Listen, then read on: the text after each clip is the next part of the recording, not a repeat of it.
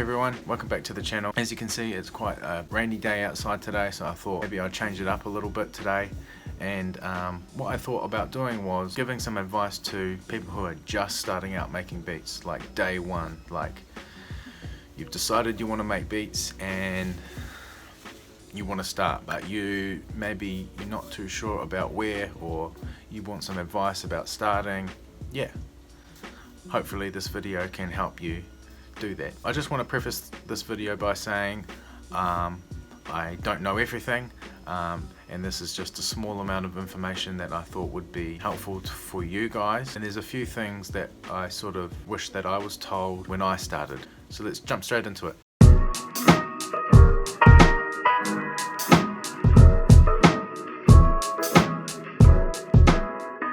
First thing you want to start thinking about is how are you going to make beats? There's probably going to be some sort of natural inclination. You're going to be drawn towards a certain thing. I don't mean music style. What I mean is how you're going to actually build and articulate your beats. So you've got a few options. You've got DAWs, and within that section already you've got FL Studio, Ableton, Logic, Studio One, and probably some others that I am failing to remember right now. But these are all DAW, digital audio workstations. For me, this is the one that I was drawn to at the beginning. For me, what I like about DAWs is that they're very versatile and personally quite easy to use. The other option is hardware, things like SP404s, MPC Lives, Ableton Push, but I think that works in conjunction with the Ableton DAW. But the basic idea is that you've got about 16 pads, and you program sounds to the pads, and you finger drum and sample and stuff like that. So first, figure out what you're drawn to. What I would recommend in any case is to experiment around, try everything, and see what you are naturally inclined to do and go from there. The second thing that I would mention is gear. What kind of gear do you need to start? When I started, I only had a computer. I just had regular computer speakers. That's okay if you're in that situation as well. I would recommend getting some studio monitors as soon as you can, as a bare minimum. Having lots of expensive gear at the beginning is absolutely not essential. What is vital in the beginning is practicing and getting better each day at the thing that you set out to do. I would just get really good at making beats. Another thing that is quite good in the beginning is to just get yourself a couple of basic drum kits. If you go to cymatics.com, they have a lot of good free drum kits, or just type in free drum kits on Google and some good free ones are usually available. Next thing is, when you start, what kind of beat maker are you going to be? What kind of genres or styles are you drawn towards? What I would recommend is just experimenting around again and just figuring out what you're drawn to, what you feel like resonates with you in terms of beat making more.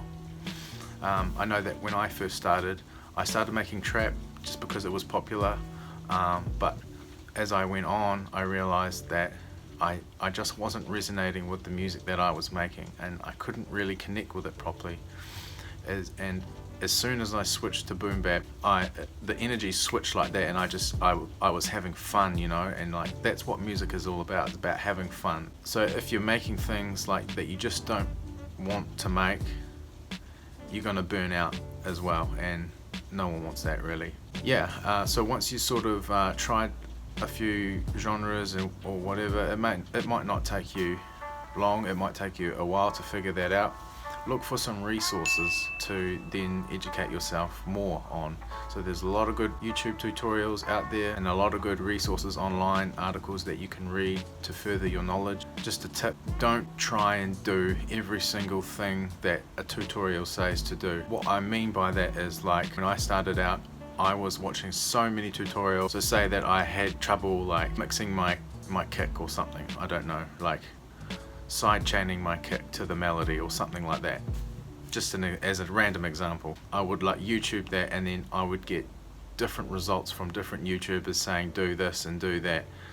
and each of those ones were kind of different. I would try applying like all of them at the same time. It was just not working out. So the thing that you got to do is you got to use a little bit of critical thinking as well, just like you do searching for any kind of knowledge. Another example of that would be like if you're following one tutorial step by step.